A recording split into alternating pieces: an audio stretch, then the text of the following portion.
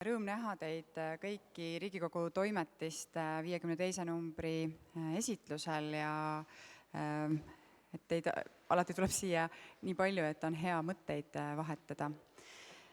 Mina olen Riigikogu Toimetiste peatoimetaja Marju Himma, minu toimetus on siin täna, keda meid on 3, Tarmo ja Marika on seal taga, kas ma keeletoimetajat näen ka? Ei näe. Igal juhul me paneme seda kokku 4, see on, ei saa öelda, et suur töö, sellepärast, et kõige suurema töö teevad ära autorid, kellest mitmed on ka täna siin.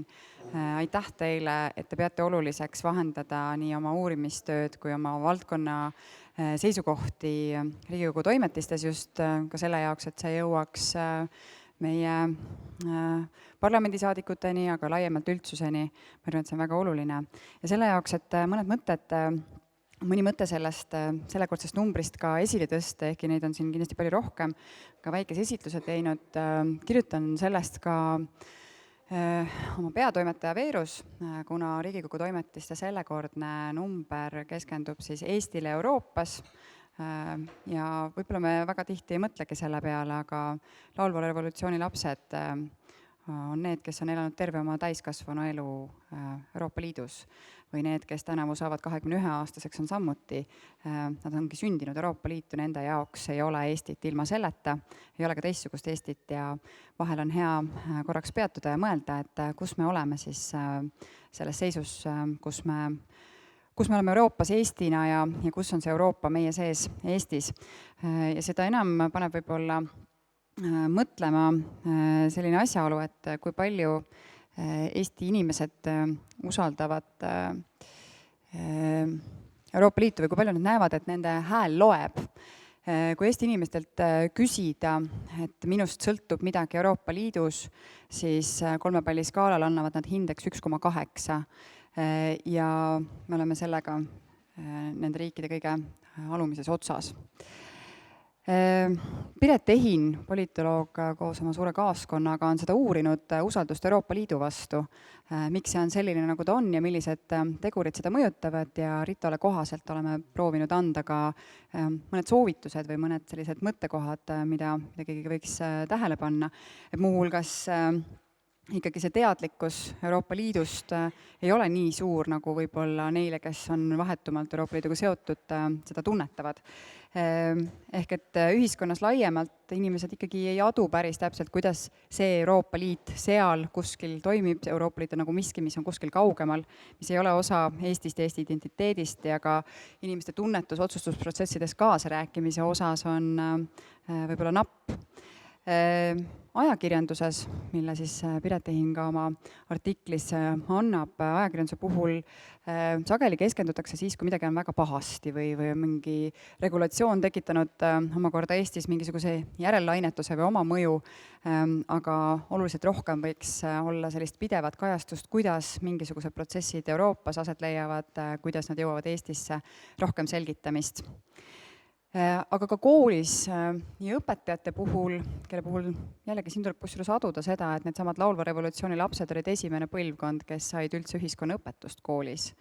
Nii et 40-aastased inimesed on need, kes on kooliprogrammi alguses valikkursusena õppinud seda, kuidas toimib ka muuhulgas Euroopa Liit, aga vanemad, ehk et nendest vanema generatsiooni puhul, sealjuures ka sageli õpetajate puhul, jääb jällegi puudu sellest mõistmisest ja sealt võimalust ka edasi anda õpilastele selgitusest, kuidas see Euroopa Liit siis toimib, milles me elame. Ja samuti kooli puhul siis ka Piret Ehin oma artiklis toob välja, et Euroopa Liit on justkui selline kõrvaline teema mingisuguses riigikeskses mudelis. Siin on ka mõtteainet, et kuidas see Euroopa saabki omana tunduda, kui ta on mingisugune süsteem, mille osa me oleme, aga pole meie, mis see süsteem ei ole nagu tunnetuslikult meie oma. Siin on mõtteainet. Rohkem selgitamist tuleb välja ka artiklist, mille autor on Oliver Daniel, kes on filosoofia magister ja tema magistritöö pälvis ka siis August Rei stipendiumi, millega siis tõstetakse esile olulist parlamendialast uurimistööd. Ja tema oma väga filosoofia magistrikeskses töös vaatas siis sellist mõistet nagu avalik mõistus, mis on arutlemisviis, mida siis kodanikud kasutavad poliitilises sfääris eesmärgiga välja selgitada, kas ja miks on seadus neile õigustatud ja kuidas siis kodanikud seda avalikku mõistust kasutavad, millised on avaliku mõistuse põhjused ja nii edasi, õigustamisprotsess. Ja ta vaatas Eesti parlamendis või nagu Eesti ühiskonna kontekstis laiemalt 2 otsustusprotsessi, mida me ilmselt ka ühiskonnaliikmetena väga hästi mäletame. Üks nendest oli abieluvõrdsus ja teine mootorsõidukimaks. Ja tema töö üks järeldus, küll teoreetilisest vaatest, on see, et ega see avalik mõistus ei ole alati nagu selline hea tööriist, mille abil töötada või mis võimaldaks ka kõike seletada või ka mida aluseks võtta, aga oluline tähelepanek sealt tööst oli ka see, et nii abieluvõrdsuse kui mootorsõidukimaksu puhul jäid poliitikute argumendid sageli poolikuks, kriitikale ei vastatud piisavalt ja väärtuskonflikte ei lahendatud. Siin on palju mõtteainet ja võib-olla just selles osas, et jällegi, kuidas selgitada rohkem seda, kuidas meil ka seadusloomeprotsessis asjad juhtuvad või toimuvad või miks nad nii on, see on kõik see, mis toob riiki inimesele lähemale. Ja tegelikult sellesama Euroopa Liidu ja Eesti seadusloome ja ühiskonna toimimise üle mõtisklesime ka Riigikogu Toimetiste vestlusringis, kus on esindatud kõik parlamendi fraktsioonid ja üks tõdemus, mis sealt välja tuli väga teravalt, oli just siis ka see, et kuidas see Euroopa Liit ei ole midagi kuskil kauget, mis toodab ainult tohututes kogustes paberit, vaid kõigel sellel on mingi taustsüsteem, mingisugune roll ja Eesti ei ole selles sugugi kõrvalseisja, vaid Eesti ongi väga oluline kaasarääkija ja võib-olla see Eesti selline lihtne, selge ja sirgjooneline toimimisviis, mis meil on aastasadu käibinud, oskus teha asju vähem bürokraatlikult, oskus anda soovitusi kohtades, kus me väikse riigina oleme saanud mingisuguseid asju katsetada, mida saaks katsetada ka Euroopas. Ja tervikkäsitlusena, et Euroopa Liit ei ole midagi, mis ei sõltu meist või kus ainult meie sõltume Euroopa Liidust, vaid vastupidi, meil Euroopa Liidu osana on väga palju võimalust ja võimekust ka midagi ära teha. Ühesõnaga palju häid mõtteid tuli ka siis rahvasaadikutelt vestlusringis. Samas Riito numbrist leiab ka artikli, mis mõnes mõttes väidab vastupidist, osaliselt Merili Arjakas, kellega kohe saame sellest ka pikemalt rääkida, et me oleme küll väikesed ja teravad, eriti tuli see hästi välja Ukraina täiemahulise invasiooni alguses, kus Euroopasse sõnumi viia oli just Eesti väga tugevalt öeldes, mis on meie idariigi kogemus, mida võiks, mida ei peaks tegema, aga samas ega see hääl lõpuks alati ei jõua Euroopa Liidu poliitikate kujundamisse ja sellesse masinamärki, mis lõpuks annab väga suure tugeva mõju. Ja selge on ka see, et ega me oleme ikkagi mõnes mõttes kirbumõõdus elevantide vahel, Washingtoni ja Moskva läbirääkimised Kiievi üle võib-olla mõnes mõttes ka praegust olukorda väga hästi ilmestavad, et kui palju me siis Eestina saame rolli mängida, aga Merili Arjakase seisukoht on, et Eesti mõju saab tugevdada jälle sellesama selgitamise, veenmise ja eeskuju näitamise ja partnerite otsimisega. Jah, sealjuures võib teadvustada, et me oleme väikesed, aga seda selgitamist ja ikkagi seda okas keisririigi ihus olemist võib Eesti edasi hästi praktiseerida.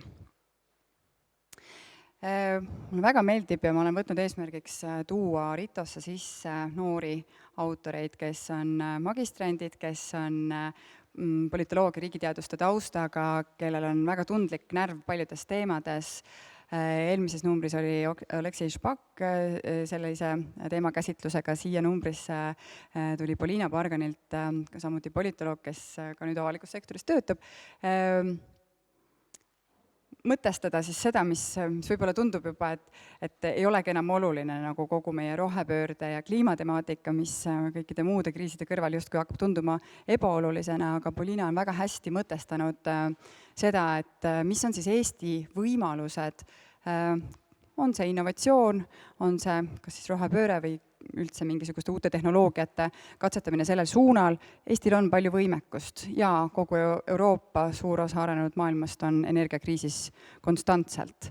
Aga kas me suudame siin pakkuda ja leida ja Eesti väiksust arvestades hästi läbi katsetada mingisuguseid mudeleid, mis võiksid toimida ka mujal, nii energiakriisi lahendamiseks, aga ka samamoodi digilahenduste puhul, et meie riigi üks nendest tugevatest narratiividest on, et me oleme tugev digiriik, võib-olla on siin võimalust Euroopat selle kaudu rohkem mõjutada, et näidata, milles me siis tugevad oleme ja mida saaks Euroopa Eestilt õppida. Huvitavaid mõtteid sellest artiklist. Aga selle samal teemal, et kui väikesed me oleme suures Euroopas, aga suur Euroopa seab sihte, selle üle said koostatud osaliselt Meelis Kitsingu juhtimisel arengustsenaariumid Euroopale, kuhu Euroopa liigub. Me teame seda küll, et suur osa patentidest tuleb Euroopast ja patendi saamisse läheb teatavasti suur osa, väga mahukas osa nii teadustööd, raha kui ka intellektuaalset potentsiaali ja siis tuleb kas Ameerika või Hiina, võtab selle patendi ja toodab ja muudab selle majanduslikuks kasuks. Ehk et Euroopale jääb kapitali tagamine selle jaoks, mille pealt teised hakkavad kasumit teenima. See on üks nii-öelda, ei saa öelda mõtteviis, aga see on üks reaalsus, mida me oleme adunud, mistõttu ongi oluline mõelda selle peale, kuhu siis Euroopa liigub või kus me oleme võrreldes Aasiaga, kus me oleme võrreldes USA-ga ja mis see siis reaalsus on ja siinjuures siis, mis on meie võimalused Eestis. Meelis Kitsing, ma palun siia, Meelis Kitsing teeb väikese ettekande oma teemal ja siis me saame edasi arutada nendel teemadel. Nii, palun Meelis. Jaa, ma kohe panen siit selle. Klikkerit ei ole,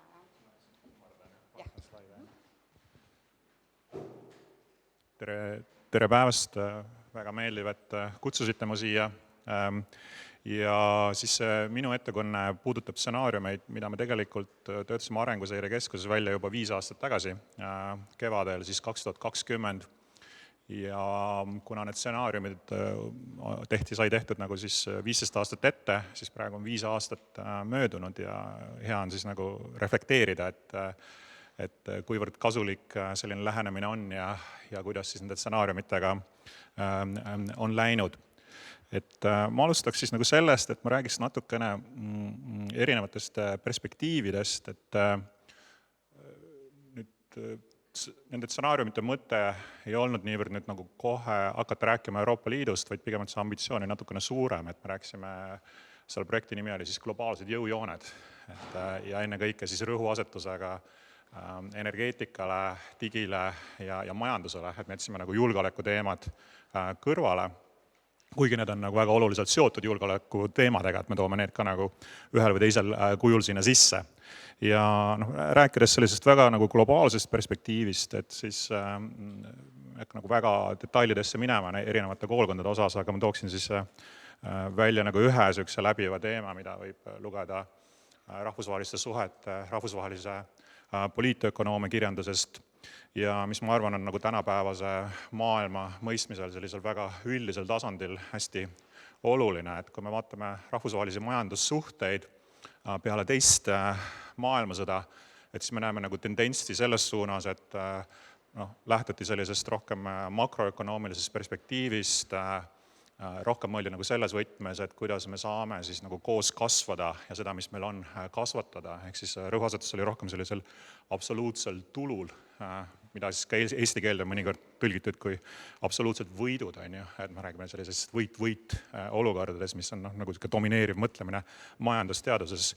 See mõtlemine kindlasti nagu arenes edasi ja siis rohkem toodi sisse mikroökonoomika perspektiive, rõhutati globaalseid väärtusahelaid ja muud, aga endiselt see, nagu see põhikontseptsioon jäi nagu samaks, et me ikkagi mõtleme nagu sellises võit-võit kategooriates ehk siis absoluutse tulu peale. Aga me oleme näinud nagu siis viimastel, ma ütleks vähemalt seal kuskil 15 aasta jooksul sellist arengut selle suunas, et üha rohkem ja rohkem tuuakse sisse siis nagu perspektiivi, mis rõhutab pigem nagu sellist suhtelist tulu, et mis on siis minu positsioon versus sinu positsioon. Ja see debatt on tegelikult eksisteerinud hästi kaua aega, rahvusvahelistes suhetes ja rahvusvahelises poliitökonoomias, et võibki öelda, et tegelikult julgeoleku teemades on alati see suhtelise tulu või suhteliste võitude perspektiiv olnud domineerivam ja siis majandussuhetes rohkem mõeldud nagu siis selle absoluutse tulu peale, et kuidas me kõik nagu saame koos kasvada. Ja eks need sellised merkantilistlikud tendentsid on ammu eksisteerinud, et kunagi ei ole mingi ideaaltüüp, mis on nagu iseloomustanud rahvusvahelise majanduse olukorda nagu täielikult, aga viimasel ajal siis me näeme seda, et ühest küljest siis struktuursete muutuste tõttu, ehk siis enam ei ole nagu sellist ühte suurt hegemooni, kes kehtestaks nagu reeglid rahvusvahelises süsteemis, mis puudutab rahvusvahelist majandust ja suudaks neid ka nagu siis ellu viia ja teisi nagu siis motiveerida seda tegema, et on toimunud struktuurne muutus, et meil on nagu 3 sellist suurt majandusblokki, on Euroopa Liit, USA ja Hiina ja teisest küljest lisaks struktuursele muutusele on seal ka väga tugev agentsus. Okay. Aga ma ütlen, et agentsus on nagu kõik, et nüüd suured tähtsad mehed otsustavad kõik, et pigem see agentsus on selline pehme, et see on nagu motiveeritud siis nendest struktuursetest muutustest ja artiklis ma kirjutan sellest nagu pikemalt, et kuidas juba tegelikult siin 15 aastat tagasi näiteks juhtivad ütleme majandusteadlases USAs käisid välja seda, et võiks nagu Hiina suhtes nagu kasutada rohkem kaitsetolle ja muud sellist, mis on siis nagu pigem meil seostatud trumpistliku majanduspoliitika. Ja selle interpreteerimiseks, et mida see nagu tähendab, on meil väga palju nagu erinevaid võimalusi, et siin on võimalik luua nagu erinevaid stsenaariumeid, et kuhu see nagu viia võib, et kas nagu see olemasolev süsteem suudab sellega kohaneda, pigem nagu ei suuda ja mida see tähendab, et ei suuda, et kas ta nagu siis mingil kujul nagu täielikult laguneb või mis osas on ju. Et jälle, et see nagu selline määramatus ja komplekssus selle puhul tähendab seda, et väga raske on teha sellist ühte stsenaariumit, vaid tegelikult on mõistlik teha nagu erinevaid stsenaariumeid ja suhteliselt erinevaid stsenaariumeid, mitte lihtsalt väikse variatsiooniga ja kui vaadata erinevaid mõttekodasid, siis nad on seda nagu teinud ka. Aga siis nagu antud juhul siis ma tooks välja, et stsenaariumite puhul siis see protsess on hästi oluline. Kui tavapäraselt sellises prognoosimisel vaadatakse rohkem selliseid kvantitatiivseid näitajaid, et mis on nagu statistiliselt oluline ja mille puhul on siis seda aegrida võimalik ühel või teisel kujul tulevikku pikendada, siis stsenaariumite puhul me proovime sisse tuua ka selliseid nõrgemaid signaale, et ei ole ainult tugevad signaalid, vaid ka nõrgemad signaalid, mis tihtipeale võivad siis ilmneda nagu rääkides väga erinevate inimestega, väga erinevate ekspertidega, huvigruppidega ja nüüd nende stsenaariumite puhul mille me välja töötasime kuskil 5 aastat tagasi, siis ma rõhutakski, et see protsess oli väga nagu laiahaardeline, et meil oli seal kuskil 10 eksperti üle maailma, Californiast Singapurini, kes sellesse projekti panustasid. Samuti selles osales 15 poliitikakujundajat, näiteks 4 erineva komisjoni esimehed Riigikogust olid selles komisjonis, siis samuti oli selles projektis kaasatud vähemalt siis nagu 7 praegust või endist Eesti ministrit ja lisaks, kuna me tegime neid, enne kui need stsenaariumitega välja tulime, et me tegime selliseid seminare ja sellise COVID-i aeg, kus COVID oli just alanud ja siis inimestel ei olnud veel sellist Zoomi väsimust.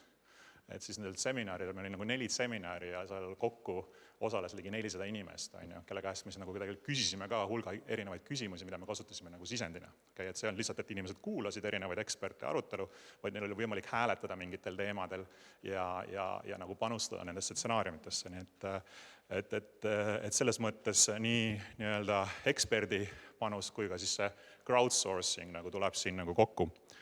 Ja nüüd rääkides nendest stsenaariumitest on ju, et siis nende stsenaariumite loomisel me kasutasime sellist hästi lihtsat 2x2 meetodit. Jälle, et stsenaariumite planeerimine, see ei ole ainult üks meetod või üks tehnika, et tegelikult neid tehnikaid ja meetodeid on hästi palju.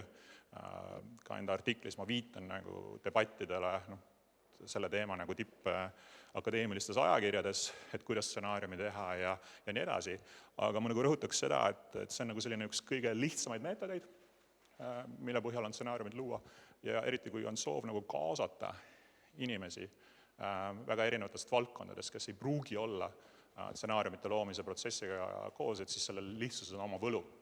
Et sellel on kindlasti ka puudused, aga sellel on kindlasti ka oma nagu tugevused, mida me siis antud projektis proovisime võimalikult rakendada ja mõnes mõttes ütlekski, et stsenaariumite puhul see protsess on olulisem kui see lõpptulemus, et mis see täpne stsenaarium on. Okay? Sest see on nagu viis, kuidas sa kaasad erinevaid osapooli, et arutada tuleviku üle. Et siinsamas Eesti parlamendis näiteks, et kaasates inimesi erinevatest erakondadest, see on siis nagu selline erakondade ülene harjutus. Näiteks Soome parlamendis on selle jaoks eraldi tulevikukomisjon, kus seda on võimalik teha, et arutada selliste suurte teemade üle.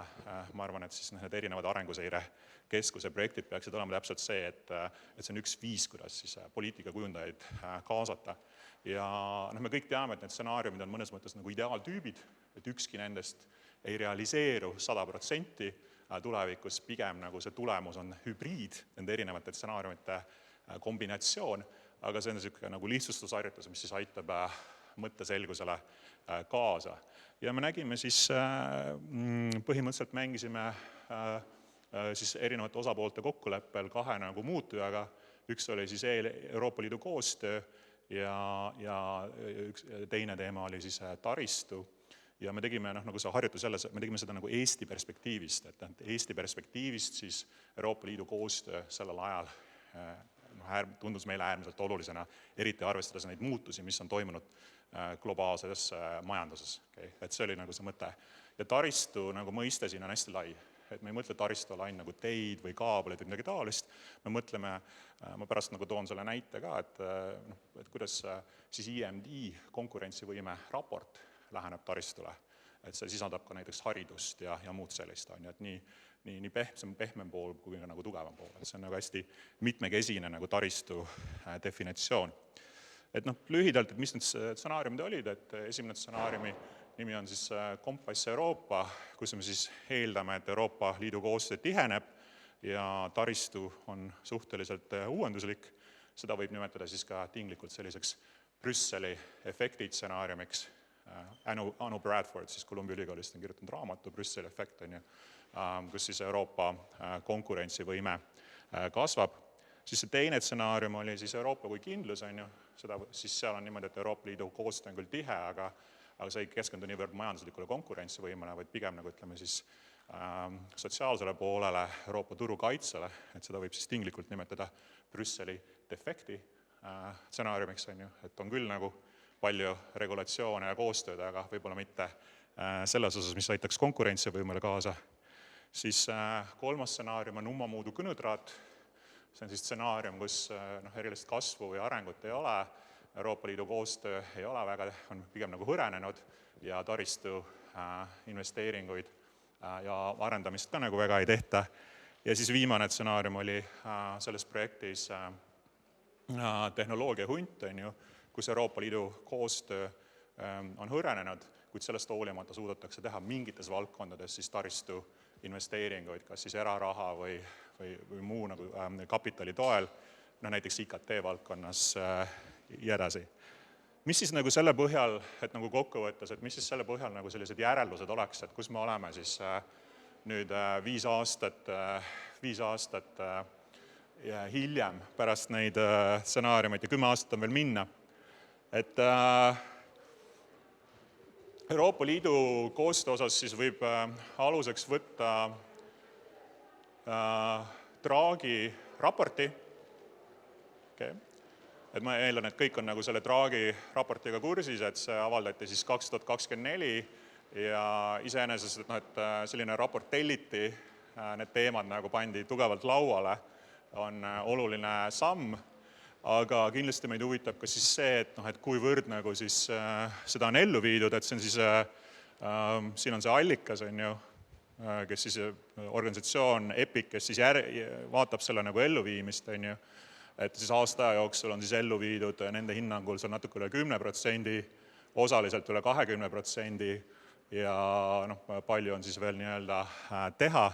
ehk siis noh, see on siis nagu üks indikatsioon, et tegelikult kindlasti siis viimase 5 aasta jooksul Euroopa Liidu koostöö on tihenenud, on ju, ja noh, me teame seda nagu muudest valdkondadest ka, et kaitsevaldkonnas ja mujal meil on nagu olulisi signaale, et see on paranenud, aga samas see on kindlasti suhteliselt heterogeenne, on ju, et kui vaadata siis nagu erinevate valdkondade lõikes, on ju, noh, see on siis nagu sektoriti toodud välja, et me näeme, et näiteks transpordi valdkonnas või energeetika valdkonnas, seal on nagu ellu viidud rohkem, samas noh, mis on meie seisukohast hästi oluline, kaitsetööstus on ju, et seal on siis nagu osaliselt pigem ellu viidud, see progress on palju tagasihoidlikum. Et see oleks siis nagu hinnang sellele ühele võtmetegurile, ehk siis koostööle, et see on jah nagu pigem tihenenud kui hõrenenud viimasel ajal, aga tulemused on suhteliselt heterogeensed. Ja siis teine nagu see tegur oli taristu uuenduslikkus. Ma juba nagu mainisin seda IMD raportit siin, on ju, et siin on siis näha, mida nad nagu vaatavad selle taristu all, et on nagu baastaristu, tehnoloogiline taristu, teadustaristu, nad vaatavad ka siis tervishoidu, keskkonda ja haridust, on ju. Et see on siis nagu viimane, mis on välja tulnud, et me näeme, et noh, et siis Eesti näiteks hariduse puhul on 15-st 69 riigi hulgas, aga siis mõningates muudes kategooriastes meil nii hästi ei lähe. Ja kui nüüd vaadata 5 aasta jooksul, et siis nüüd viimases raportis siis Eesti oli 32, et kui me seda esimest raportit koostasime, Eesti oli 30, vahepeal ta seal vist lausa tõusis 29 või 28, seal kukkus nagu seal 32 peale, aga noh, ma arvan, see variatsioon on nagu niivõrd väike, et see, et kas sa oled täpselt seal 30 või 32 sellises indeksis, kuna see on nii subjektiivsed kui ka ütleme objektiivsemad tegurid, mis lähevad sisse, et see ei loe, et pigem me oleme siis nagu selles taristu uuenduslikkuses olnud nii-öelda, noh, et see ei ole oluliselt vähenenud, aga see ei ole ka väga palju paranenud, aga noh, mingites valdkondades ta on kindlasti paranenud jälle, kui vaadata nagu valdkonna spetsiifilisemalt, mis puudutab digitaliseerimist ja muud sellist. Et see oleks siis nagu hinnang selles osas. Et noh, et sellise hinnangu järgi, et me oleme, nagu ma artiklis kirjutan, et pigem siis see stsenaarium, kuhu suunas me oleme liikunud, on pigem nagu kompass Euroopa väga tugevate selliste tehnoloogia hundi segmentidega, et see oleks nagu siis see argument. Nüüd alati stsenaariumite loomise ja sellise prognoosimise puhul on ju see küsimus, et mida te ei näinud, on ju, et see on siis pilt kuningannast ja professoritest London School of Economicsis aastal 2008, kus kuninganna küsimus oli tegelikult natukene pikem, aga ma olen seda lihtsustanud eesti keelde, aga põhimõtteliselt, et mida te siis ei näinud. Ja siis antud juhul kindlasti selles raportis võib-olla suurem asi, mida me ei näinud ette, on ütleme täiemahuline sõda Ukrainas, et seal on küll julgeoleku teemasid nagu sisse toodud, aga selles raportis sellest nagu väga palju nagu juttu ei ole, et me ei näinud seda paar aastat ette ja siis on ütleme nagu selliseid väiksemaid asju, mille üle võib vaielda. Aga jälle, et noh, et see on, ma rõhutaks, et see protsess on nagu olulisem kui see, et mis on nagu täpselt nagu stsenaariumites kirjas on. Kuigi noh, ma arvan, et need võtmetegurid nende stsenaariumite puhul on endiselt eriti relevantsed, Euroopa Liitu koostöö on oluline ja taristu teemad on võimalik ka siduda näiteks ka julgeolekutaristuga ja muu sellise, ka mis puudutab otseselt kaitsetegevust. Ja alati siis iseendale ja teistele, kes stsenaariumeid teevad, on ju, võib siis soovida nagu paremat ettekujutusvõimet, et näha nagu võimalikult nagu laiemat variatsiooni tuleviku osas. See tsitaat siis pärineb Briti Teaduste Akadeemias, siis toimus pärast seda kuninganna visiiti selline ümarlaud, kus siis 33 majandusteadlast arutasid, et mis nad kirjutavad kuningannale ja siis üks tsitaat oli see, et jah, et meie kollektiivne kujutusvõime nagu võib-olla võiks parem olla, nii et alati stsenaariumite puhul siis see oleks üks asi, mille peale mõelda, et ka need stsenaariumid oleks võinud olla siis kuigi võib-olla radikaalsemad, on ju, et tuua rohkem detaili välja. Aga see oleks minu poolt sissejuhatuseks kõik, aitäh! Tegelikult meil on aplaus ka lubatud esinejatele. Äkki on praeguseks tekkinud küsimusi, mida võiks kohe küsida? Kui ei ole, siis ma olen siia lõppu plaaninud ka tegelikult väikese siis küsimuste plokki, aga ma arvan, et me võiksime minna edasi siis meie vestlusringi juurde. Meelis ja Merilin, palun tulge siia laua taha. Mina jään siia kõrvale seisma, et vestlust paremini juhtida.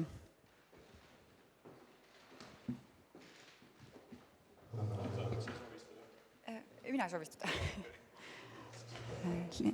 Istumine pidi tervist kahjustama teatavasti, aga õnneks mitte pikalt. Merili Arjakas on diplomaatia peatoimetaja ja Meelis Kitsinguga te juba tuttusite, poliitökonoomia professor. Selle kõige juures kindlasti teil on nüüd võimalus veel Riigikogu toimetustest sirvida Merili Arjakase artiklit ja samuti Piret Tehin koos oma meeskonnaga paljus keskendus just siis välispoliitika teemadele ka, et kus me siis välispoliitiliselt oleme, et kui nende arengustsenaariumite koostamise ajal, seal pandeemia, ma saan aru, kõrghetkel ei olnud veel teada, et pandeemia lõpeb sõjaga, siis nüüd me teame, mida tähendab sõda ja mida see muudab Eesti jaoks Euroopa kontekstis, nii et seda välispoliitilist mõõdet on nüüd ka ja seetõttu ma otsustasingi need 2 telge justkui siia laua taha siis täna ka tuua. Mõlema puhul, ükskõik kas me räägime arengustsenaariumitest või me räägime julgeolekupoliitikast, on oluline just seesama Eesti agentsus ehk et võime ja õigus ja võimestatus ise otsustada ja otsuseid teha. Kuidas on siis selle Eesti agentsusega, kus me võiksime seda tugevdada just siis nendes valdkondades, kus meil on ka nagu mainetöö juba ette ära tehtud, on see digiriik või siis näiteks haridus, et mis teie mõtted selles osas on, kus me saaksime Eesti kui väikse riigi agentsust suurendada Euroopas?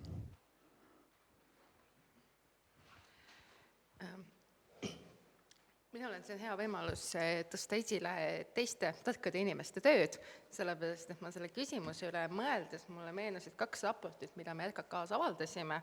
Ühe selle aasta märtsis Eesti arengukoostöö rollist ja teise aasta aega tagasi, kus me vaatlesime Ukraina Euroopa Liiduga liitumise võimalikku mõju Eestile ja Euroopa Liidule. Ja ennekõike just näiteks selle hariduse küsimus, selle raportit toimetades sain mina teada, et Eesti on läbi viinud Gruusia üldhariduskoolides sellise reformiprogrammi, kus me kõigepealt võtsime ette väikse hulga koole, hakkasime seal reformima seda kooli ja seda õpetajate süsteemi, selleks, et siis need inimesed saaksid omakorda minna ja hakata reformima kogu Gruusia nagu üldharidussüsteemi laiemalt. Ja kõik see kokku meenutas mulle kunagist Rootsi aega ja Forseliuse õpetajate seminari, ehk siis kui me oleme ühe korra juba ühe mudeli välja töötanud, siis nagu saame seda edukalt rakendada ka mitusada aastat hiljem. Näiteks see on kindlasti hariduse eksport on üks valdkond, mille järgi on maailmas väga suur nõudlus ja kus Eestil on väga palju pakkuda, sest kõikide PISA-testide järgi meie haridusmudel on väga tugev. Aga me täheldasime ka seda, et kuigi üldiselt nagu riigi tasandil kõik nagu arvavad, et haridus on prioriteet, siis meil tegelikult ei ole sellist nagu tegevusi nii palju, mis sellele järgneks, sellepärast, et me ei ole nagu kokku leppinud, et okei, et mida me siis selleks üldse tegema peaksime. Ja et kes on need inimesed, kes peaksid selle teemaga tegelema, eriti teades, et haridus on teatavasti üks valdkond, kus ressursipuudus on ikkagi väga akuutselt esil. Nii et näiteks see on koht, mille üle mõelda. Digiteemade puhul selles raportis Merle Maigre kirjutas Eesti koostööst Ukrainaga. Ma arvan, et näiteks see on valdkond, kus meil on juba väga häid tulemusi ja kus Ukraina digistruktuurid on ikkagi osutunud sõjale vastupanu ajal üllatavalt tõhusaks. Et näiteks need on 2 suunda, mille suunas saaks edasi tegutseda. Meelis, mis veel võiks olla? Ma ütleks niimoodi, et agentsuse puhul, eriti arvestades meie ressursse, et see on kindlasti vaja teatud fookust. Ja siis fookus puudutab nii selles osas, et mida teha, mida puudutab seda, et kuidas teha. Et jätkates digiteemadega, et ma arvan, et seal on nagu see olukord selles mõttes nagu parem, et ühest küljest meil on olemas asjad, mida me saame teha riigi tasandil, aga meil on ka olemas selle jaoks ka nagu päris palju selliseid erinevaid muid panustajaid erasektorist, et kes ühel või teisel kujul paratamatult on Eesti esindajad ja Eesti diplomaadid ja siis rahvadiplomaadid on ju laiemal kujul, et ka panustavad sellesse laiahaardeliselt nii debattidesse kui ka konkreetsetes lahenduste pakkumisse. Hariduse puhul ma arvan jah, et see on natukene nagu keerulisem, et on häid näiteid, aga haridus, olles ise nüüd 5 aastat töötanud ülikoolis, et siis hariduses need protsessid toimuvad palju aeglasemalt. Nii et minu põhilootus siin ei oleks, et olemasolevad haridusorganisatsioonid või institutsioonid suudavad väga agiilselt aidata kaasa siis erinevate selliste väga innovaatiliste lahenduste pakkumisele, et pigem on siis need võib-olla uued tärkavad algatused, võib-olla siis haridustehnoloogia ettevõtted, kes siis ühel või teisel kujul saaksid viia laiemalt Eestit maailma. Et siin on see sama küsimus, et üks asi on teha ühes riigis mingit väga lahedat projekti ja siis selle põhjalt õppida ja siis seda lahendada teise riiki, aga tegelikult me tahaksime ju rohkem skaleerida korraga, et saaks korraga teha erinevates kohtades ja ma arvan, see on selliseks oluliseks kitsaskohaks. Ja fookuses peaks kindlasti olema meie puhul ka kõik, mis puudutab kaitset, riigikaitset, et meil on väga agiilne selline startup ökosüsteem tekkinud, mis puudutab riigikaitset, et see ei pruugi olla lihtsalt siis ütleme seda, mida Kaitseministeerium teeb või muud riigiorganisatsioonid, vaid ka ettevõtted selles valdkonnas, kes on väga aktiivsed ka Ukrainas, kus testivad enda lahendusi, et see mõnes mõttes kattub ka ja teevad ka seal erinevaid selliseid, ütleme, harivaid projekte lisaks sellele, et see kattub nii digiga kui ka haridusega mingil kujul samuti. Ja ausalt öeldes agentsuse teema on selline natukene, et me peame olema tegelikult suhteliselt oportunistlikud. Et kui me mõtleme ka, kuidas Eesti sai iseseisvaks seal esimese maailmasõja ajal, et seal oli päris tugev annus, ma arvan, oportunismi. Et see ei olnud nii, et keegi mõtles aastal 1900 välja strateegia, kuidas Eesti saaks iseseisvaks ja siis tegi 15 aastat tööd ja siis Eesti sai iseseisvaks, et tegelikult see oli vägagi oportunistlik tegevus, nii et sellises ebaselges, ebamäärases maailmas tekib kindlasti huvitavaid võimalusi ja me peame olema valmis neid kiirelt kasutama. Ükstapuha, mis valdkonnas see siis ei oleks. Ja siin on vist, ma ei tea, kui kohane on võrdlus, aga Eesti on pigem kilu ja ülejäänud on vaalad, kelle vahel me peame laveerima, et siit võib-olla see oportunismi paralleel on iseenesest huvitav ja kindlasti ka kohane. Samas me teame, et Euroopa vaalakõht on pikk ja koridorid pikad ja kõik asjad võtavad väga palju aega ja seal ilmselt tehtaks ikkagi 15 aastat varem see strateegia, et sellisel puhul, millistesse stsenaariumitesse üldse peaks Eesti siis, milliste stsenaariumite poole nendest välja pakutudest, näiteks siis Eesti peaks teadlikult võib-olla püüdlema ja siin puhul ka milliseid Euroopa Liidu poliitikaid peaks siis kas pooldama või hoopis pidurdama või vaidlustama, et seda väikse kala ja oportunisti rolli täita? Jah, et nende stsenaariumite puhul, mis mina presenteerisin, siis seal ma arvan, et selline kõige ideaalsem stsenaarium Eesti seisukohalt oleks kompass Euroopa, kus on nii tugev siis Euroopa Liidu koostöö kui ka tugevad siis investeeringud ja taristu arendamine, et eks igat stsenaariumil on omad plussid ja miinused, aga see siis eriti praeguses keskkonnas oleks äärmiselt oluline ja selleks, et olla maailmas konkurentsivõimelisem, selle eelduseks on ka see, et meie siseturg on tugevam. Et me tegelikult ei kasuta väga palju seda siseturu potentsiaali ära. See näiteks tähendab nii digitaalsete teenuste integratsiooni, kapitaliturgude integratsiooni, millest on palju juttu ja see ei puuduta ainult töötavat tööstust, et kui me vaatame, kus Euroopa Liit enne kõike tootlikkuse osas maha jääb Ameerika Ühendriikidest, European Center for International Political Economy tegi just ühe analüüsi, mis ilmus minu arust kas eelmisel nädalal, kus nad tood välja, et see on enne kõike siis teenuste sektori produktiivsus, IKT sektori produktiivsus. Ja kui me mõtleme nüüd Eesti peale, et kus Eesti üks tugevus ongi IKT sektor tegelikult, et Eesti ekspordis on siis teenuste osakaal väga jõuliselt kasvanud viimase 10 aasta jooksul, sealhulgas IKT-sektor ja muud äriteenused.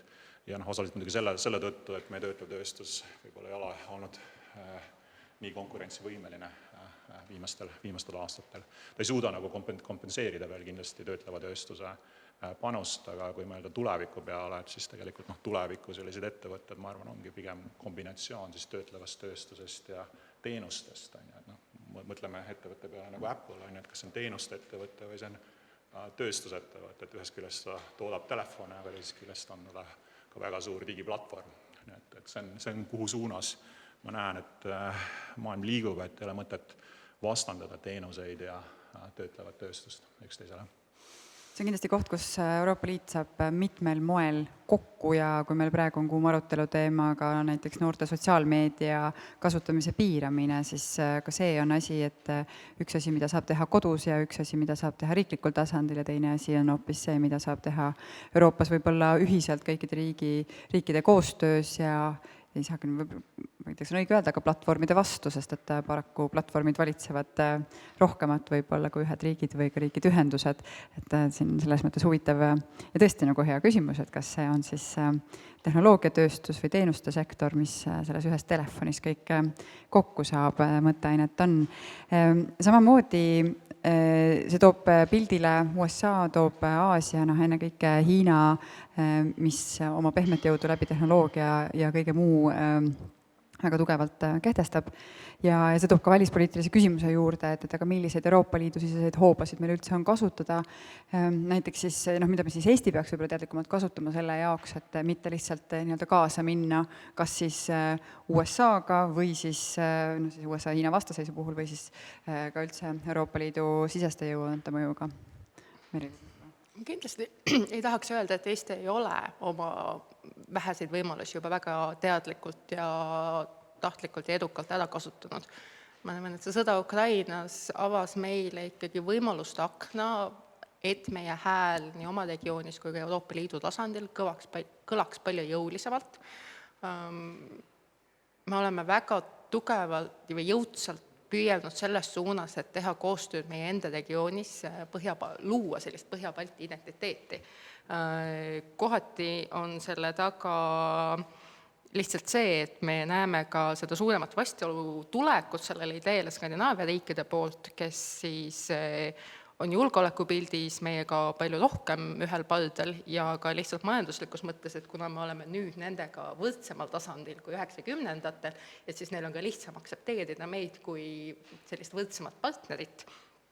Aga samas, kui ma heidaks nagu kriitiliselt ütleks Eesti kohta, et mul on tunne, et me töötleme selle Põhja-Balti suunaga lihtsalt sellepärast, et meil on lihtsam aktsepteerida seda, et Taani või Rootsi räägivad meie eest kui seda, et seda räägiks Leedu või jumala eest Läti. Ehk siis jällegi mitme otsaga küsimus. Oleme selle sõja jooksul leidnud ka ootamatuid koalitsioonivariante, näiteks väga kummaliselt mitmes küsimuses oleme samal poole Prantsusmaaga, eriti mis puudutab investeeringuid kaitsetööstusesse. Jah, võib-olla need argumendid, miks me oleme, on seal erinevad, et meie näeme seda, meil on see sense of urgency, et me peame kõike tegema hästi kiiresti ja Prantsusmaa tahab lihtsalt suunata raha enda kaitsetööstusesse, aga et see on juba teatav pinnas, kus luua edasi mingisugust koostööd. Aga need piirangud, mis sellel on kindlasti väga struktuursed, ehk siis väikeriigil on väiksemaid võimalusi, kuidas üldse kujundada ja mõjutada seda, mis geopoliitilisel tasandil tema ümber toimub. Nüüd teiselt poolest see, kas ütleme, meie ajastu suur küsimus ongi see, et kas selline suur väärtus ja võib-olla ka agressiivseks sõjaks üle minev konflikt USA ja Hiina vahel on paratamatus või see on midagi, mida me saame kuidagi ära hoida. Meie siis nii Euroopa kui ka Eesti vaatest. Meenub, et kui 10 aastat tagasi Ameerika politoloog Graham Allison avaldas raamatu Destined for War, et kas USA ja Hiina peavad sõtta minema, siis selle raamatu tiitlis oli küsimärk, aga paljud inimesed, kes hakkasid selle kohta arvustusi kirjutama, vaatasid sellest küsimärgist mööda. Ehk siis kui me võtame eelduseks, et selline uue külma sõja, vähemasti külma sõja välja kujunemine on paratamatus, siis oleks meie vaatest väga ratsionaalne ikkagi väga jõuliselt positsioneerida ennast sinna USA tiiva alla ja panna silmad kinni kõige selles suhtes, mis USA-s praegu toimub. Mul on tunne, et seda Eesti poliitikud praegu väga suurel määral teevadki. Lihtsalt sellepärast, et me võime olla küll kriitilised USA suhtes, aga meil ei ole hetkel ka mitte ühtegi alternatiivi. Samas selline lühiajaline vajadus jätkuvalt väga tugevalt USA-le toetuda tähendab ka seda, et me mõneti paneme käe ette sellisele pikale poliitikale, mis võiks Euroopa Liitu tugevdada ja need vastuolud kindlasti hakkavad aina enam süvenema siis, kui ilmselt rohkem Lääne- ja Lõuna-Euroopa riikides tekib tunne, et USA ikkagi nõuab liiga palju, kritiseerib meid alusetult, ründab tollimaksudega ja et me peaksime USA suunas olema jõulisemalt, isegi kui see tähendab, et me ei ole nii jõulised Venemaa või Hiina suunas. Palju edu meie diplomaatidele üritades selles vastuolus head lahendust leida. Ja see kõik eeldab täpselt sedasama diplomaatilist suhtlust ja lõpuks me oleme näinud, et diplomaatia on sageli esimene, mis lendab aknast välja just praeguses poliitilises olukorras ja sellest samast, mis saab näiteks siis, kui Euroopa Liit laieneb näiteks Ukraina jagu ja kui kõva on siis Eesti hääl võrreldes teistega ja kui lihtsaks või keeruliseks läheb otsustamine sellel hetkel, kui hakkame Euroopa Liidus kas siis midagi konsensuslikult vastu võtma või millised saavad olema ka häälteenamustega vastu võetud otsused. See tekitab kõik küsimuse, kas Eesti peaks tegelema otsesemalt konkreetsete turvagarantiide ja seda võib-olla laiemas mõtles kui ainult julgeolek nende väljakauplemisega. Ütleme ka siis tehnoloogia arengus, oma taristu arengus, kogu poliitikas kaasarääkimises, aga ka siis kaitsepoliitikas, et kas milliste turvagarantiide osas peaks Eesti jõulisemalt Euroopa Liidus häält tegema? Et kui ma mõtlen, et siis hästi oluline on võib-olla lahti mõtestada, et mis see turvagarantii tähendab, et me oleme ise osa Euroopa Liidust, ma arvan, et kõige parem turvagarantii on see, et me oleme ise olulised panustajad, et meil on nii seal kui ei ole tugevat mõjuvõimu, et siis meil on selline pehme mõjuvõim, et meid tuntakse, meid teatakse, meiega tahetakse teatud teemasid arutada, me oleme agenda seadjate hulgas vähemalt teatud teemadega, et me oleme suutnud ehitada seal koalitsioone, mis on teemadel, mis meile oluline. Et need oleksid võib-olla need siis asjad, mida me saaksime teha, aga midagi rohkemat, võib-olla minu jälle ettekujutusvõime on piiratud, et nagu ma enne juba viitasin, et midagi rohkemat ma antud juhul ei oskaks ette kujutada, et mis see täpselt võiks olla. Ega mul ka ei ole ühtegi võlukeppikest, mis kõik probleemid lahendaks. Regionaalne koostöö, mida me hetkel teadlikult teeme, ma arvan, et on väga hea, et me selles suunas püüdleme, on väga hea, et meil on ka teisest poolt meie liitlasti seas nii suur vastutulek sellele. See ei tähenda kindlasti, et see oleks niimoodi lihtsasti hõlpsasti saavutatav, et nüüd kõik rootslased ja norrakad tunnevad meeletut ühtsust Balti riikidega. Mis mulle natukene muret valmistab, on see, et me näeme, et aina rohkem Ukraina toetamises muutubki sellisele tahtekoalitsiooni tasandile. Et kui me räägime rahulepingust, siis võib-olla kunagi mingisugusel viisil sünnib, siis selle tulemiks pakutakse, et siis sealsed turvagarantiid Ukrainale, julgeolekugarantiid, et neid viiks ellu mingisugune tahtekoalitsioon. Kui me räägime sellest, et mida teeb ka Euroopa, siis me ikkagi näeme, et tõsiselt meiega samas meelsed riigid ongi siin Läänemere ümbrus, Poola, Saksamaa, Holland, Ühendkuningriik, Euroopa Liidu partnerriik ja lõuna poolt need riigid, nad kõnivad meiega enam-vähem samalt keelt seni kaua, kuni sõda Ukrainas kestab. Kui see lõppu saab mingisugusel viisil, siis meil on ikkagi väga raske nendele riikidele aga ka poliitilistele jõududele Saksamaal selgitada, miks ikkagi edasised investeeringud kaitsesse, see 5% poole püüdlemine, miks see on jätkuvalt vajalik, miks Venemaa on jätkuvalt ohuks. Mõnes mõttes on see hea, sellepärast, et me saame edasi liikuda nende riikidega, kes on meiega samameelsed. Teiselt poolt see alati tähendab seda, et sellised formaalsed institutsioonid nagu Euroopa Liit või NATO tähendavad seda, et me oleme alati saalis, vähemasti nominaalselt esindatud ja siis on juba meie diplomaatide küsimus, et kui osavalt nad suudavad seda momenti ära kasutada. Kui asi on tahtekoalitsioonis, siis me oleme näinud, et kui tahetakse jätta kõrvale Ungarit ja Slovakkiat, siis teistpidi on väga lihtne kõrvale jätta Balti riike. Mul ei ole head lahendust sellele, see ongi täpselt selline, et ühest küljest on see hea olukord, et me saame rohkem ära teha, teisest küljest see tähendab, et me peame ikkagi igapäevaselt võitlema selle nimel, et me oleksime kaasatud, et me oleksime seal ruumis kohal, et neid otsuseid ei tehtaks üle meie peade. Tänapäeval me oleme olukorras, kus nagu mitte ainult Eestil, vaid isegi Euroopa Liidul on väga raske kaasa rääkida, sellepärast et tundub, et selliseid geopoliitilisi otsuseid tehakse üle meie peade. See on lihtsalt kurb tõdemus. Räägime veel Euroopa Liidu sees. Rita, selle kohta numbris on ka üks artikkel, mis puudutab seda, kui palju me saame ja kui edukad me oleme olnud Euroopa Liidu raha taotlemisel näiteks siis teadusesse. Ja samas ka Riigikogu saadikud vestlusringis väga rõhutasid, et me ei peaks olema ainult selle mainega riik, et Euroopa Liit on mingi koht, kus käsi pikal oodata rahastust. Mis on need kohad, kus Eesti võiks rohkem võib-olla kaasa rääkida just sellise Euroopa võib-olla tervikuna poliitikates, et mitte ainult tugevamad ei muutuks tugevamad, vaid et neid nõrgemaid, kelle hulgas Eesti kohati on ja kohati ei ole, et need nõrgemad muutuks ka tugevamaks. Kas on mingisugust sellist hooba või mõtteainet siin? Ma arvan, et mis puudutab Euroopa Liidu rahastamist, et siis seal on nagu mitmeid nagu teemas, et üks on siis see, et mis on need nagu summad või mis on need nominaalsed need rahahulgad, mis on saadud, Teine teema on see, et kuidas neid kasutatakse või kuivõrd efektiivselt neid kulutatakse. Ja näiteks teadus-arendustegevuste puhul, et ma arvan, et see rõhuasetus võiks olla rohkem siis nagu selle teaduse viimine nagu praktikasse, kui nagu rääkida konkreetselt sellest, et me loeme tihtipeale siis ajalehtedest, et meie teadus on väga edukas.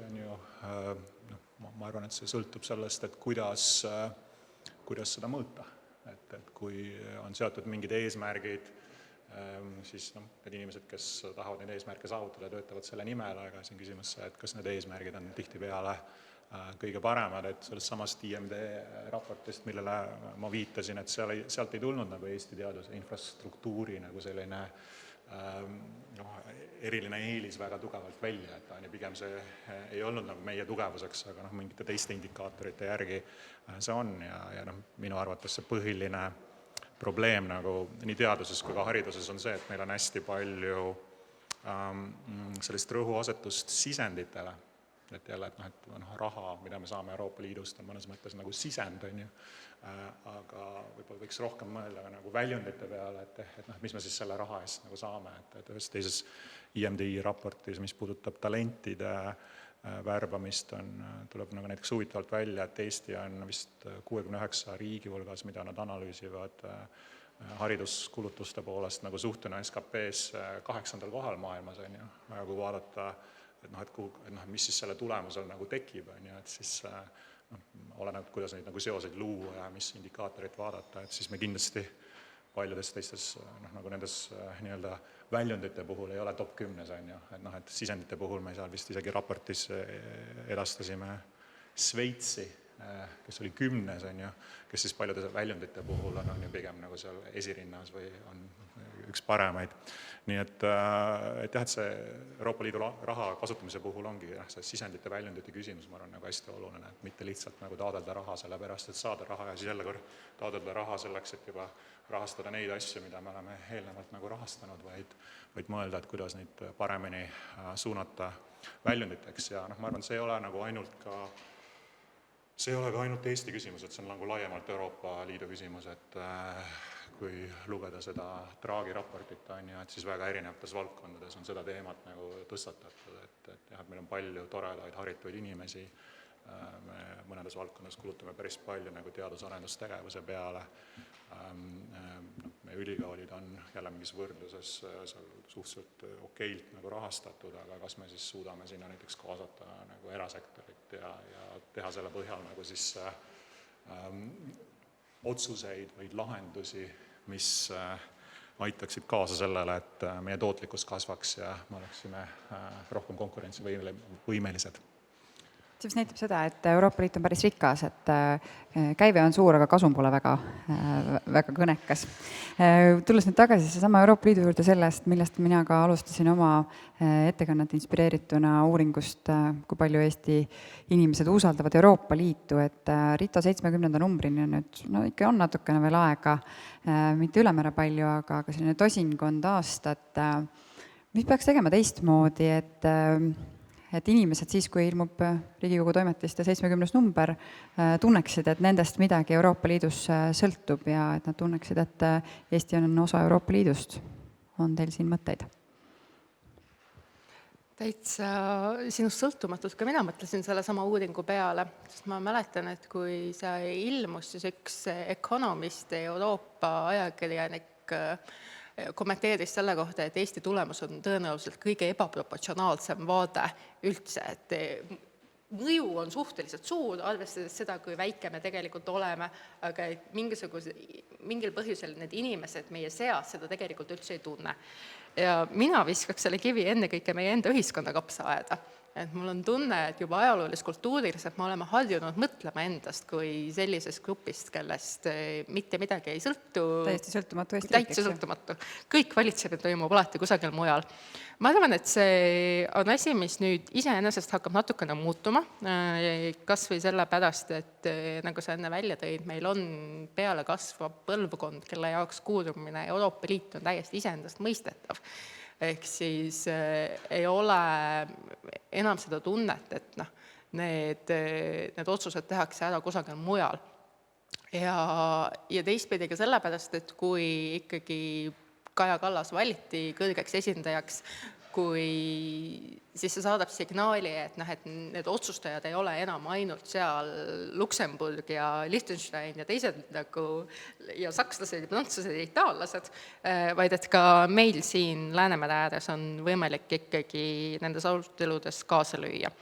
Aga see jällegi ennekõike sõltub sellest, et milliseks kujuneb järgmise 10 aasta geopoliitika, sellepärast, et kui me näeme sellist suure vastasseisu väljakujunemist, kus siis ühel pool on isegi natuke raske on öelda, et kes siis lõpuks ühele ja teisele poole jäävad, sellepärast, et kui me oleme siiamaani arvanud, et Ameerika ja Euroopa Liit isegi kui neil on omavahel hõõldumisi ja väga palju on olnud, et me ikkagi väärtusruumis kuulume omavahel kokku, siis praegu ma tegelikult enam ei näe sellist ühisosa, samas ma ei näe ka seda, et Euroopal oleks võimalik nagu hakata joonduma Hiina või Venemaa järgi. Ehk siis kes on meie partneriks, kui meie partneriks jääb Ameerika sellise poliitikaga, nagu nad praegu on, siis mõnes mõttes jällegi sõltub, et võib-olla Eestil on võimalik oma väga pragmaatilise ja oportunistliku välispoliitikaga ka siis oma häält kuuldavale tuua. Võib-olla see tähendab, et kõik otsuseid hakatakse ikkagi tegema üle meie pea, sest jõud on võim. Ma ütleks nagu nii palju, et seal on nagu siis erinevus tõenäoliselt sellise tegeliku mõju ja tajutava mõju vahel.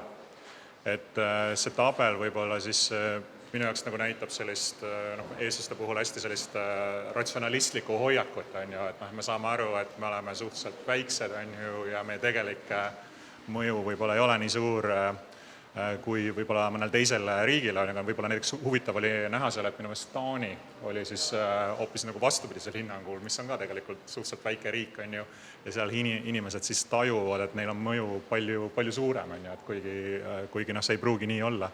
Nii et me võiksime soovida seda, et siis meie selline tajutav mõju oleks suurem, et me ei oleks nagu siis niivõrd ratsionalistlikud või funktsionalistlikud, et kui me mõtleme mingi Euroopa Liidu arengu või otsuse peale, et siis me esimese mõttena mõtleme, et mis me selle eest saame või mis see nüüd nagu meie elus nagu keerulisemaks teeb või raskemaks teeb. Et võib-olla näeksime rohkem ka nagu võimalusi.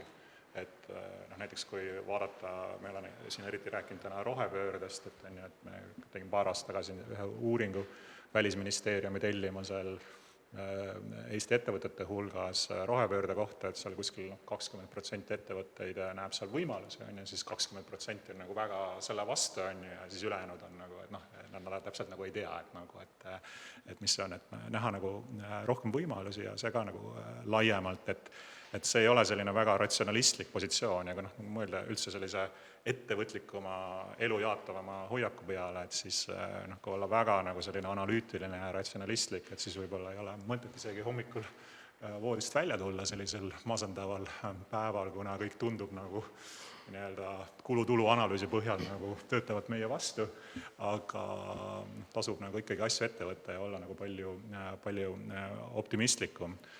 Ja ma arvan, et selles, kui ma saan nagu reklaami teha, et siis selles uues väljaandes, et siin on tegelikult väga palju huvitavaid artikleid, mis ühel või teisel kujul nagu sellest räägivad, et jäi silma seesama Piret Ehini ja kaasautorite artikkel, kus siis rõhutatakse seda, et peaks nendest Euroopa Liidu asjadest ka nagu kirjutama rohkem, ütleme, laiahaardelisemalt ja mitte ainult kajastama selliseid klikke tootvaid uudiseid, ja kõik, kes selles protsessides osalevad, võiksid olla ka rohkem nagu selle poolt, et need oleksid läbipaistvamad ja selgitada, et miks me teeme ühte või teist otsust, et selline laiem avatus ja arusaam kasvaks. Ajakirjandusuurijana ma võin öelda, et Eesti on üks väheseid riike, kus meil ei ole ainult Euroopa Liidule spetsialiseerinud ajakirjanikku, minu teada mitte ühtegi. Et siin on tõesti ka mõtteainet. Aga nüüd on võimalus, head kohalviibijad, ka teil küsida. Jaa. Tiitel on ka just Ümen Business Schoolist. Et tahaks natuke siduda nüüd seda paneeldiskussiooni nüüd selle pika vaatega, eks ole. Ma toon sellise näite, et kunagi Vietnam oli ju liidus Hiinaga ja Ameerika Ühendriigid olid Vietnami sõjas see teine osapool, aga nüüd ma olen Vietnamis mitu korda käinud ja pigem on teatud koostöö Ameerika Ühendriikide ja Vietnami vahel ja Hiina on nagu pigem oht, eks ole. Et kas nüüd pikas vaates ei või nende plokkide piirid ka muutuda, ma siin pea silmas ka Euroopa Liidu sees toimuvad poliitilisi protsesse ala, eks ole, Slovakkia, Ungari, kas need poliitilised jõujooned 20 aasta pärast ei või olla natuke teised ja liitlased? Kuidas tundub, plokid jaotuvad ümber, aga mismoodi pusle kokku läheb? Kindlasti, lihtsalt kas mul on piisavalt kujutlusvõimet selle jaoks? Minul oli paar nädalat tagasi Brüsselis vestlus ühe prantslasega just sellel samal teemal, et kuidas plokid kujunevad, sellepärast, et tema olimegi sellises tulevikustsenaariumite töötoas, tema nägi ette seda, et 10-15 aasta jooksul Euroopa võiks pigem joonduda Hiinaga kui Ameerikaga, arvestades seda, milline pahatahtlikkus Euroopa suunal on Ameerikas selle aasta jooksul vähemasti teatava administratsiooni fraktsiooni sees välja kujunenud.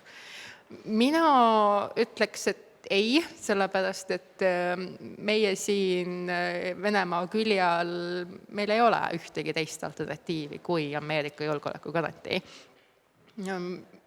Võib-olla kunagi meil on, aga siiamaani me oleme üpriski aktiivselt põtkinud kõikide ettepanekute vastu, mis võiksid seda Euroopa rolli tõstmist esile tuua, sellepärast, et siiamaani meil on ikkagi olnud suurem usaldus Ameerika kui meie enda Euroopa, eriti Lääne-Euroopa partnerite suhtes. Kas see asi järgmise 10 aasta jooksul muutub? Jah, võimalik. Saame näha. Kui kerida mõni aastakõne tagasi oli ka periood, kus Nõukogude Liidu ja Hiina vahel oli väga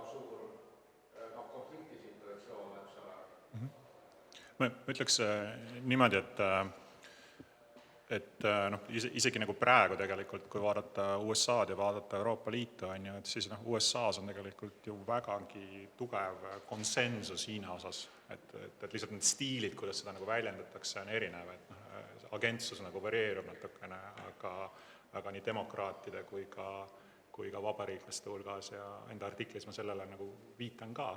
Nüüd Euroopa Liidus meil ei ole nagu sellist ühist arusaama, et kindlasti on väga tugevaid argumente osadelt inimestelt, et teha siis Hiinaga ühel või teisel kujul rohkem koostööd, et see tasakaalustaks siis ütleme USA-d. Et see on kindlasti üks võimalik stsenaarium ja selles artiklis tegelikult need stsenaariumid, kus siis Euroopa Liidu koostöö ei tihene või hõreneb nagu mingil kujul ka sellest natukene räägivad, on ju, et Euroopa Liidus on siis osad riigid, näiteks lõuna pool, kes teevad rohkem koostööd Hiinaga ja siis põhja pool need, kes teevad rohkem koostööd USA-ga, et see muutub ümber.